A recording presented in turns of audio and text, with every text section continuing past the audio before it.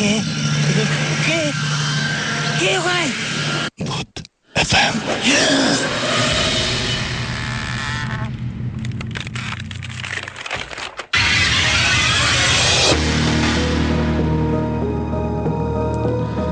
শুনছেন সবসময় রেডিও ফুটের সাথে আছে রাসেল এবং চলছে ভূত এফএম। এবং ভূত এফএম আপনাদের সবাইকে আবার থেকেই শুনেছি এই গল্পটা। কিছু না হলেও এটা 60s গল্প হবে। আমার বাবা তখন ইয়েতে একটা জার্মান কোম্পানিতে কাজ করতেন, ওটার নাম ছিল হচ্ছে গিয়ে ডিম্যাগ, এবং তারা পারাদ্বীপ পোর্ট, যেটা ইন্ডিয়ার উড়িষ্যাতে একখানা মোহনার পাশে একদম আপনার ইয়েতে যেটা সমুদ্রের ওখানে, তারা একটা স্টিল প্ল্যান্ট ওখানে কনস্ট্রাক্ট করতে যায় আর কি। তো ফিজিবিলিটি রিপোর্টে এইসব জিনিসপত্রগুলো আমার বাবা তৈরি করছিলেন, তাই জন্য ওনার ওখানে থাকতে হতো। উনি ওখানে একটা সার্কিট হাউসে থাকতেন আর একাই থাকতেন।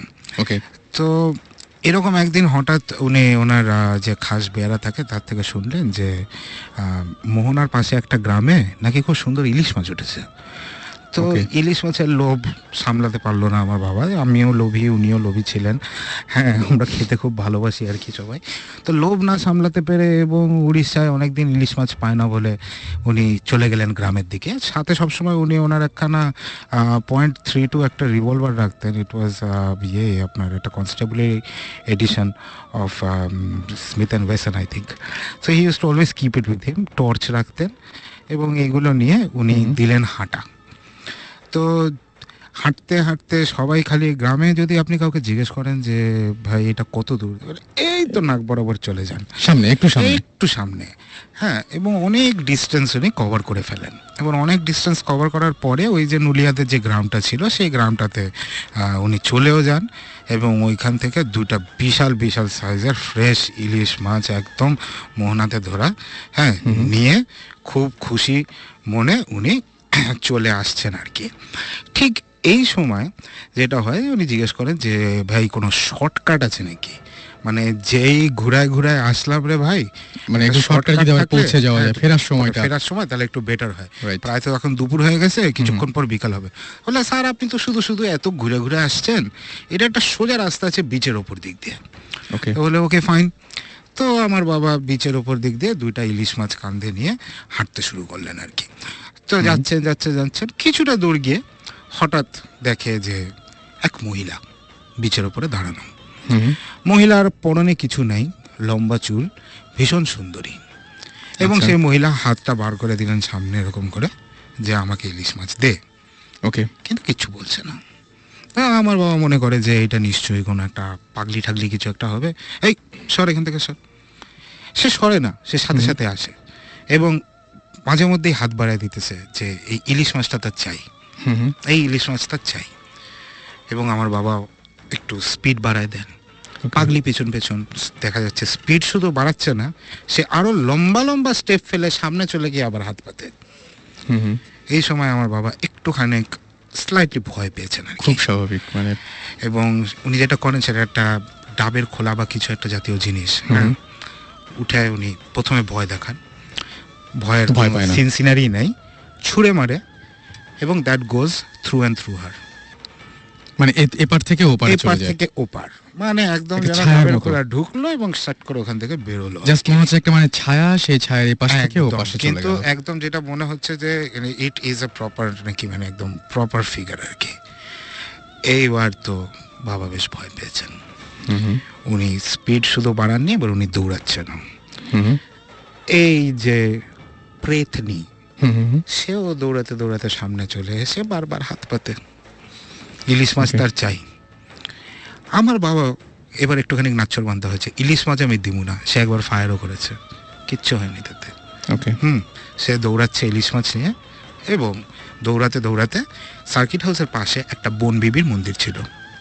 বন বিবি হচ্ছে গিয়ে একটা ভিলেজ ডেটি, স্পেশালি এটা সুন্দরবনের দিকে এবং আরও যেখানে বন আছে, ইউজুয়ালি ফরেস্ট আছে, সেখানে সবাই বন বিবিকে প্রে করে আর কি।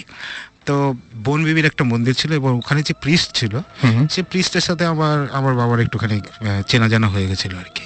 তো সে সার্কিট হাউসের দিকে না দৌড়ে সে মন্দিরের দিকে দৌড়ানো শুরু করে, বন বিবির মন্দিরের দিকে। এবং দৌড়াতে দৌড়াতে সে চিৎকার করতে শুরু করে, প্রিস্টকে ডাকে যে এই আমার পিছনে কিছু একটা পড়েছে, হ্যাঁ আসেন আমার পিছনে কিছু একটা পড়েছেন, বাঁচান। প্রিস্ট আবার ওখান থেকে ইনস্ট্রাকশন দেয় যে দেখেন সামনে একখানা বড় একটা গাড্ডা আছে, গাড্ডার উপর দিক দিয়ে লাফ দেবেন, আপনার কাছে কিছু কয়েন থাকলে ওটার মধ্যে ফালা দিবেন, হ্যাঁ দিয়ে আর তাকাবেন না ওইদিকে, হ্যাঁ আপনি হাঁটা দিবেন, আমি আসতেছি। তো আমার বাবা লাফ দেয় গাড্ডার উপরে, কয়েনও ফেলে, ইলিশ মাছ ফেলে না এখনো পর্যন্ত, ইলিশ মাছ ছাড়েনি, হ্যাঁ একেই বলে হচ্ছে গিয়ে মাছে ভাতে ভাঙালি, আমি ইলিশ মাছ ছাড়বো না আমার। এবং সে লাফ দিয়ে ওখানে ঘুরে যায়। তারপরে সে টার্ন করে দেখে যে প্রিস্টটা খুব উঁচু স্বরে, হ্যাঁ মহিলাকে বলছে, মানে উড়িয়া ভাষায় ইনফ্যাক্ট, যে তুমি যাও এখান থেকে, কেন এখানে পেছনে পড়েছো, যাও চলে যাও এখান থেকে, দিয়ে দিয়েছে তো যাও। তারপরে দেখা যায় যে মহিলা চলে যায়। আচ্ছা, তারপরে প্রিস্ট বলে যে দেখুন এটা খুব একটা প্যাথেটিক স্টোরি, 100 বছর আগেকার ঘটনা, যখন নীল চাষ হতো এই এলাকাতে, এক নীল সাহেব বেসিক্যালি এই জমিদারের মেয়ে তাকে উঠিয়ে নিয়ে গেছিল, অবভিয়াসলি সব জিনিসের পরে তাকে ফেলেও দেওয়া হয় আর কি, অ্যান্ড মার্ডার্ড। তারপরের থেকে এই মেয়েটির স্পিরিটটা এখানে ঘুরে বেড়ায়, এবং সে আগেও যেটা করেছে is she preys on people, men, এবং তাদের সাথে নাকি সবসময় থাকে, ইনভিজিবল টু এভরিওয়ান, সবার কাছে একদম ইনভিজিবল, খালি যাকে হন্ট করছে তার কাছে ভিজিবল, এবং আস্তে আস্তে করে নাকি তার সব এনার্জিগুলোকে সব সাক আউট করে নেয়, আচ্ছা আস্তে আস্তে করে করে, এবং মানুষ মনে করে যে লোকটার মাথা খারাপ হয়ে গেছে, পাগল, হ্যাঁ সবাই তাকে পাগল খানার মধ্যে ফেলে দেয়, আলটিমেটলি একদিন এই মানুষটা মারা যায়, and she moves on to another host, একটু প্যারাসাইটিক টাইপ অফ, বুঝতে পারছি, গোস্ট আর কি। এবং সাধারণত মনে হয় তারাই ফিরে আসে বারবার যারা একটু অতৃপ্ত হয়ে পৃথিবী থেকে যায়, এবং এদেরকে বলে একটা ফেরতনি।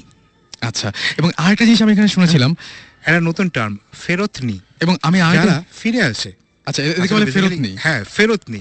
আসলে বেসিক্যালি এটা হচ্ছে গিয়ে যে পেতনি বা প্রেতনি, ওইটারই একটুখানি কি বলবো আর কি, আঞ্চলিক করা আর কি, ফেরতনি যারা ফিরে আসে। এবং আমি শুনেছি যে অবস্থায়, মানে অনেকের আছে এরকম যে অবস্থায় মারা যায় সেই পোশাকে সেইভাবে, হয় দেখা গেল যে কাউকে হত্যা করা হয়েছিল এরকম একটা অবস্থায়, যে জায়গাটায় শরীরে কাটা সেই অবস্থায় ফিরে আসে। অনেকে আবার নাকি এরকম শুনেছি যে দেখা যায় যে অন্য কোনোভাবে আসে, বা যার যেটা অভাব ছিল বা অতৃপ্ত ছিল, দেখা গেল যে কেউ ইলিশ মাছ না খেতে পেয়ে মারা গেছে, হাতে একটা ইলিশ নিয়ে ঘুরে বেড়াচ্ছে, এরকমও হয় আমি শুনেছি যে এই ব্যাপারগুলো। এবং সুমন ভাই কি বলেন এটার ব্যাপারে? আজকে তো আর বেশি টাইম নাই সুমন ভাই, সেহরির টাইম তো হয়ে যাচ্ছে প্রায়, জাস্ট একটা কথা বলে নিই, তারপরে নেক্সট এপিসোডে তো সুমন ভাই থাকছেন না, সো সুমন ভাই কেন থাকছেন না এটা একটু যদি সবার সাথে বলে যান, যাতে আমরা কোনো বাজিক সিচুয়েশন না ফেস করি, যে সুমন ভাই কই, what happened to him, and then একটু বলেন। ওকে, হ্যাঁ নেক্সট এপিসোডে সাকিব যেটা বললো থাকবো না, সো কৌশিকদা আপনি ফ্রি থাকলে ডেফিনেটলি নিশ্চয়ই আছি জয়েন এখানে করবেন আর কি। সো আমি অ্যাকচুয়ালি থাকছি না, বিকজ আমার একটু দেশের বাইরে যেতে হচ্ছে, এটার সাথেও একটা ভূতের একটা সম্পর্ক আছে। ওয়েল দ্য থিং ইজ, আমাদের গত এপিসোডে বলেছিলাম যে আমাদের ভৌতিক টিমের সাথে একটা কানেকশন হয়ে গেছে, আমাদের বাইরের যে ঘোস্ট হান্টার্স যে টিমটা টিভিতে এক্সএনে দেখায়, ইনফ্যাক্ট ঘোস্ট হান্টার্স, তো ওদের সাথে আমাদের বেশ কয়েকদিন ধরেই যোগাযোগ চলছে অনেক ব্যাপারে। সো ওদের আমরা কিছু কেস ফাইল ওদের সাথে আমরা শেয়ার করেছি, সো ওরা বেশ ইন্টারেস্টেড এগুলো শুনে যে বাংলাদেশ থেকে এরকম আমরা একটা জিনিস করছি। সো যেটা হয়েছে, তারা ওয়েস্ট ভার্জিনিয়াতে একটা এই মাসের 28 তারিখ তারা একটা ইনভেস্টিগেশনে যাচ্ছে। ওখানে একটা প্রায় 150 বছরের পুরনো একটা পাগলা গারদ, একটা মেন্টাল ইনস্টিটিউশন, সাম লুনাটিক অ্যাসাইলাম। সো ওখানে ইন্টারেস্টিং হবে, হ্যাঁ, এবং ওখানে নাকি মানে শয়ে মানুষ মারা গেছে, মানে যারা পেশেন্ট ছিল 100-র উপরে মানুষ মারা গেছে, এবং তারপরে এত বেশি ডেথ রেট এত হাই হয়ে গেছিল যে ওটা বন্ধ করে দেওয়া হয়। এখন ওখানে অনেকেই যায়, সবাই বলে যে এটা জায়গাটা খুব হন্টেড, অনেকেই এটা দেখতে যায়। সো এইটা ইনভেস্টিগেট করতে ঘোস্ট হান্টার্স নেক্সট 28-তে, এই মাসের 28-তে তারা যাচ্ছে ওটা ইনভেস্টিগেট করতে। এবং আমরা ভৌতিস টিম বেশ লাকি যে আমরা একটা ইনভিটেশন পেয়েছি, সো অন বিহাফ অফ ভৌতিস টিম আমি যাচ্ছি এবং ওদের সাথে ওই ইনভেস্টিগেশনে যাব। সো আই হোপ একটা মজার কোন একটা এক্সপিরিয়েন্স হবে। Wish you all the best. হ্যাঁ, যে এক্সপিরিয়েন্সই হোক ডেফিনেটলি আমি যখন ওখান থেকে ব্যাক করব আমরা সেটা তারপরে share তো আপনি করবেন। ডেফিনেটলি আমরা ওটা শেয়ার করবো এবং কি হলো না হলো ওটা নিয়ে আমরা আলাপ করব। সো এই কারণে আমরা নেক্সট 2 এপিসোডে আমি থাকছি না। সাকিব কিছু বলো। হ্যাঁ না, লুনেটিক অ্যাসাইলামটা খুব ইন্টারেস্টিং আরেকটা কারণে যে এখনকার দিনে পাগলাগারদে যারা মেন্টালি আনস্টেবল যে চিকিৎসাটা করা হয় এটা খুবই নতুন ইন দ্য সেন্স দ্যাট গত সে 40-50 বছরে এই হিউম্যান ট্রিটমেন্টটা মানে ট্রিটিং দেম অ্যাজ পিপল, পাগলদেরকে ঠিক মতো ব্যবহার করে ওদের সাথে সুন্দর করে ওদের দেখে বা যতটুকু সম্ভব এই ইনস্টিটিউশনটা যেটা সুমন ভাই বললো 150 বছর 200 বছর পুরনো। সো আগে কিন্তু যারা পাগল হয়ে যেত তাদেরকে অমানসিক সব ট্রিটমেন্ট দেওয়া হতো, মানে literally electric shock therapy, brain কেটে মাথা কেটে ব্রেন খুলে খুলে দেখা হতো ওদের ফাংশনস কি হচ্ছে, বিকজ কেউ জানতো না তো একটা লোক পাগল হয়ে গেছে যে সো কি করলেও ঠিক হবে কেউ জানতো না। সো ওই জানার জন্যই হোক বা যে কারণে হোক মানে অমানসিক সব টর্চার করা হতো এদের উপরে। সো সুমন ভাই যেটা বললেন যে ডেথ রেট বাড়ার পিছনে this was a big factor আর কি। Okay, it's not just natural death. বুঝতে পেরেছি, মানে ওইভাবে যে কষ্ট পেয়েই মারা গেছে। ইয়েস, সো এর জন্য এটাই just I just wanted to add. Okay, তো আমার মনে হয় যে আর কোনো গল্প তো আজকে আমরা শুনছি কি? না, আজকে আর কোনো গল্প নাই। Okay. আমাদের টাইমও প্রায় শেষ হওয়ার আগে আমি জাস্ট ছোট্ট একটা ঘটনা বলি। শিওর। সেটা হচ্ছে ধানমন্ডি 27 নম্বরে একটা বাসা আছে, একটা অ্যাপার্টমেন্ট কমপ্লেক্স আছে। নাম্বার আমি বলতে পারছি না স্বাভাবিকভাবেই, বাট আপনারা যদি কখনো ধানমন্ডি 27 নম্বর রোড দিয়ে যান রাত্রেবেলা, দুই পাশের বাসাগুলো অ্যাপার্টমেন্ট বিল্ডিং গুলো একটু খেয়াল করবেন। ওকে, একটা অ্যাপার্টমেন্ট বিল্ডিং এ বড় জোর 6টা কি 7টা লাইট জ্বলে, 6টা কি 7টা রুমের লাইট জ্বলে অ্যাপার্টমেন্টটা অনেক বড়। ওইখানে মনে করেন যে অ্যাটলিস্ট 30টার মতন অ্যাপার্টমেন্ট রয়েছে মানে কমপ্লেক্সটার মধ্যে, বাট আপনারা 6টা-7টার বেশি লাইট দেখবেন না সন্ধ্যার পর থেকে। রাইট, দেখবেন না। এর কারণ হচ্ছে ওই 6টা-7টা বা 10-12টা অ্যাপার্টমেন্ট ছাড়া বাকিগুলোতে কেউ থাকতে পারে না। এবং এটা কিন্তু একটা সত্যি ঘটনা, আমি নামটা বলতে পারছি না। আমরা ওখানে যেতে চেয়েছিলাম, আমাদের ঢুকতে দেওয়া হয়নি সঙ্গত কারণে, সবাই চায় না এটা জানো। বাট আপনারা এটা একটু খেয়াল করবেন, তাহলে আপনারা বুঝতে পারবেন। আপনারা জাস্ট 27 নম্বর রোড দিয়ে রাত্রিবেলা যাওয়ার সময় দুই সাইডে একটু খেয়াল করবেন, কয়েকদিন করলে আপনারা ডিটেক্ট করতে পারবেন এটা কোন অ্যাপার্টমেন্ট এবং এই জিনিসটা ওখানে হয়। এটাই হচ্ছে একটা ছোট্ট গল্প। এনিওয়েজ, সো আমরা এই ছোট্ট গল্পটা দিয়ে ছোট্ট করে আজকে ইতি টানতে হচ্ছে আমাদেরকে। এবং আমার মনে হয় যে আবারও আগামী শুক্রবার আমরা ঠিক একদম মানে কি বলবো যে 11:59 আপনাদের সামনে হাজির হয়ে যাব। থ্যাংক ইউ কৌশিক দা আমাদেরকে চমৎকার কিছু গল্প বলার জন্য, এবং ভৌতিক টিমকে তো থ্যাংক ইউ জানাচ্ছি। আর সেই সাথে শেষ করছি, এবং শেষ করার আগে আমরা যে গানটা শুনতে চাই সেটি হচ্ছে rainbow in the dark by Dio. And আমার মনে হয় যে আজকে রাত্রেবেলা কেউ প্লিজ ভয় পেন না, আমাদের যা শুনলেন এখন একটু চেষ্টা করুন ঘুমাতে যাবার, এবং যে কোনো ধরনের যদি ঘুমাতে গিয়েও কোনো